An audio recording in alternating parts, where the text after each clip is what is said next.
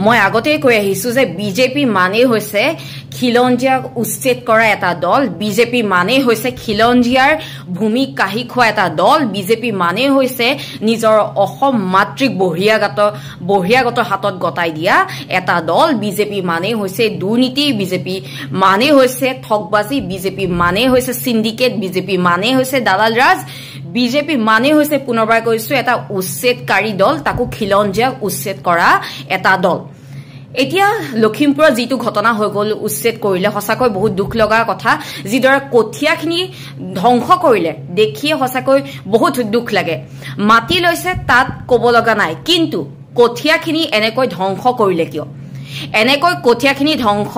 কৰাবোৰক খুদিব বিচাৰিছো আপোনালোকক বিজেপি নেতা কৰ্মী সকলক খুদিব বিচাৰিছো কি আপোনালোকে ভাত খায় নে নাখায় ইমান হিংসা অন্তত কঠিয়াখিনি তুলি লবলৈ সুবিধা দিব লাগিছিল মুখ্যমন্ত্ৰী ডাঙৰীয়া নিজে কয় মই প্ৰথমে অসমীয়া তাৰ পিছতে মই মুখ্যমন্ত্ৰী আপুনি কিছুদিনৰ আগতে কৈছিলে যে মানে বিশেষ এটা মাংসৰ কথাক লৈ আপুনি কৈছিলে যে সাংবাদিকসকলৰ বুকু নকপেনে মানে কুৰবানি দিয়াক লৈ এতিয়া আপোনাক খুদিব বিচাৰিছো আপোনাৰ অসমীয়া হিচাপে বুকু কপিছেনে নাই কপা এই সকল খিলঞ্জিয়াৰ ওপৰত যে এডৰ অত্যাচাৰ চলি আছে আজি কঠিয়াখিনি এডৰ ধ্বংস কৰি দিয়া হল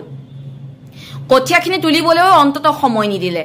দৈত্য দানৱৰ ৰাজত্ব চলিছে বুলি ক'ব লাগিব বৰ্তমান সময়ত ভন্টি দুজনীয়ে মাকৰ লগত যোৱা কালি ৰাতিৰ পৰা কঠিয়া তোলা দৃশ্য আমি সকলোৱে ফেচবুকত দেখিবলৈ পাইছিলো হসাকৈ বহুত দুখ লাগিছিল এই দৰে ৰাতি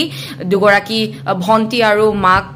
গুটেই তেওঁলোকে উলাই আহি পেলাই ৰাতি কঠিয়া তুলিছে আপোনালোকৰ বিজেপি নেতা কৰ্মী সকলক খুদিব বিচাৰিছো আপোনালোকৰ পৰিবাৰে এনেকৈ ৰাতি কঠিয়া তুলিবলৈ যাবনে বিজেপি নেতা কৰ্মী সকলে দেখোন সৰকাৰি মাটি মানে সৰকাৰি মাটি নিজৰ হাতলে লৈছে এইবিলাক কেতিয়া উচ্ছেদ কৰিব প্ৰথমে নিজৰ ঘৰখন সাফা কৰক নিজৰ ঘৰতে দেখোন নিজৰ পৰিবাৰে দেখোন আপোনালোকৰ মন্ত্ৰী বিধায়কৰ পৰিবাৰে দেখোন সৰকাৰি মাটিবিলাক লৈ পেলাই ধুনিয়াকৈ বহি আছে গোটেই অসমখনে দেখোন আপোনালোকে পৰিবাৰৰ নামত কৰি দিলে এইবিলাক উচ্ছেদ প্ৰথমে কৰক তাৰ পিছত খিলঞ্জিয়াৰ ওপৰত উচ্ছেদ কৰিব এইদৰে কঠিয়া ধ্বংস কৰিব হসাকৈ আপোনালোকৰ বুকু নাই কপানে বাৰু